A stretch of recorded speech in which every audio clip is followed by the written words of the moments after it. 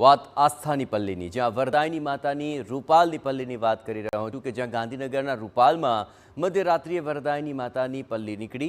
દર વર્ષે આસુ સુદ નોમની રાત્રે રૂપાલમાં પલ્લીનો મેળો યોજાય છે અને દર વર્ષની જેમ આ વખતે પણ આ પલ્લીમાં શ્રદ્ધાળુઓની હકડેઠઠ ભીડ જોવા મળી। લાખોની સંખ્યામાં માનવ મેદની ઉમટી હતી। માની પલ્લીના દર્શન કરવા માટે માઈ ભક્તો ઉમટી પડ્યા।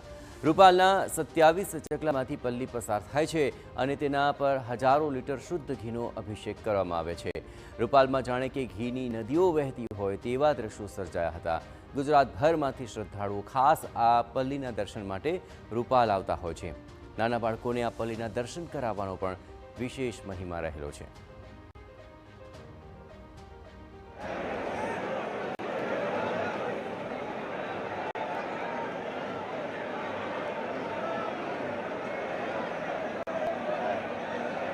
पांडव काल की चालती परंपरा आज पण यथावत है कि ज्या माताजीनी पल्ली लड़े છે ગાંધીનગરના રૂપાલમાં કે જ્યાં વડલાઈ માતાની આ પલ્લી જે ભરાય છે આ દ્રશ્યો જોઈ શકાય છે કે જ્યાં આગળ આસો સુદ નોમના દિવસે ભરાતી આ પલ્લીમાં હજારો લીટર શુદ્ધ ઘીનો અભિષેક કરાય છે અને જ્યાં દ્રશ્યો જોઈ શકાય છે કે જે ભક્તોનું ઘોડાપૂર ઉમટ્યું છે અને આ ઘીના અભિષેકથી રૂપાલની શેરીમાં ઘીની નદીઓ વહેતી જોવા મળે છે। આ દ્રશ્યો જોઈ શકાય છે કે જ્યાં આગળ જે આ રૂપાલની પલ્લીમાં કે જ્યાં લોકો બાધા રાખતા હોય છે અને તે બાળકને કે ત્યાં આગળ જે અત્યારે સ્પર્શ છે તે આ પલ્લી ઉપર કરાવતા હોય છે। દ્રશ્યો જોઈ શકાય છે કે જે ખૂબ મોટી સંખ્યામાં શ્રદ્ધાળુઓ છે તે પહોંચ્યા છે કે જ્યાં રૂપાલ ગામના 27 ચકલામાંથી આ પલ્લી પર લાખો લીટર શુદ્ધ ઘીનો અભિષેક છે તે કરાતો હોય છે। લગભગ 2.5 કિલોમીટર સુધી આ શોભાયાત્રા ગામમાં આખી ફરી રહી છે।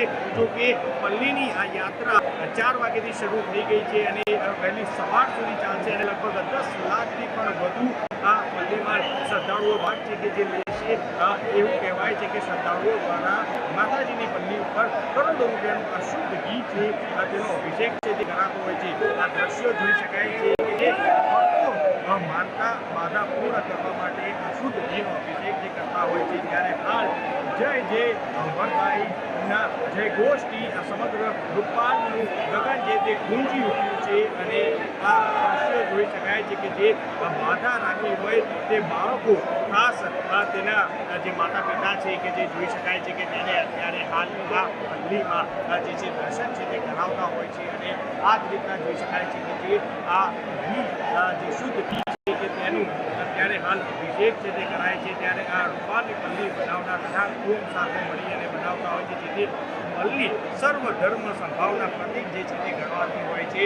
આ દ્રશ્યો જોઈ શકાય છે કે લાખોની સંખ્યામાં શ્રદ્ધાળુઓ છે કે જે આ ઉમટ્યા છે અને દર્શન છે કે જે કરતા હોય છે અને આ દર વર્ષે નોમના દિવસે આ દ્રશ્યો છે કે જે જોવા મળતા હોય છે। ત્યારે હાલ રૂપાલની પલ્લીમાં લાખો શ્રદ્ધાળુઓ છે કે જે અત્યારે હાલ છે અને ઘીનો અભિષેક કરી અને પોતાની આસ્થા છે તે પૂર્ણ ત્યાં વરસાદ જિલ્લા કામો સાથે વિવેક સોની ટીવી9 ગાંધીનગર।